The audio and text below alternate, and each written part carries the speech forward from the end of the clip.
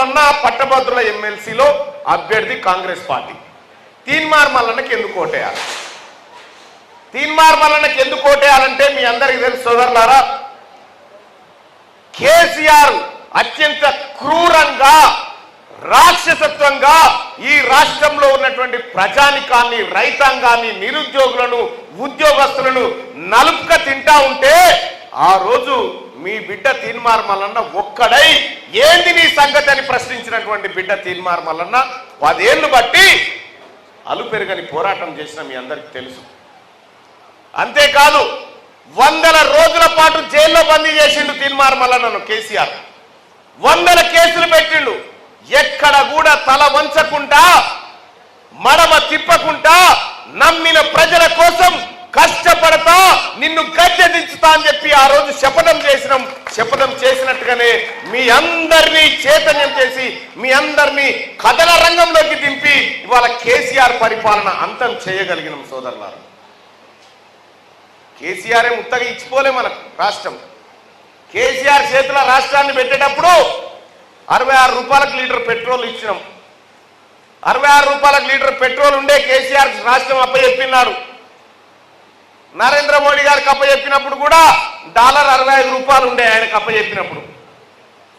మళ్ళా మనకి ఇచ్చినాడికి ఎంతకి ఇచ్చిండు అన్న? 110 రూపాయలకు లీటర్ పెట్రోల్ ఇచ్చారు ఇద్దరు కలిసి. అవునా కాదా?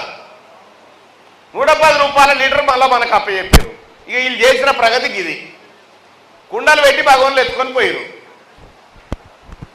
ఇటు కేసీఆర్, అటు నరేంద్ర మోడీ గారు ఇద్దరు కలిసి ఏం చేసిరా అంటే ఆయన అదానీ అంబానీలకు దోషిపెట్టిండు, ఈయననేమో అల్లుడు బిడ్డకు దోషిపెట్టిండు. తీన్మార్ మల్లన్న జైలుకు పోయినాడు. తీన్మార్ మల్లన్న జైలుకి ఎందుకు పోయినా? ఏ ఒక్కటన్నా తీన్మార్ మల్లన్న సొంతింటి పంచాయతీ ఉందా? ఈ పేద వర్గాల కోసమే కదా, ఈ వర్గాల ప్రజల బిడ్డల భవిష్యత్ కోసమే కదా తీన్మార్ మల్లన్న జైలుకు పోయింది కొట్లాడి. మరి మీ బిడ్డ ఎందుకు పోయింది సార్? మీ బిడ్డ జైలుకి ఎందుకు పోయింది సార్? ఏ పోరాటం మీద పోయింది సార్? స్వాతంత్ర పోరాటమా? కార్గిల్ కాడ కొట్లాడిపోయిందా? సారదా వేసిపోయింది. వాళ్ళకు మనకు తేడా లేదా? వాళ్ళకు మనకు తేడా లేదా?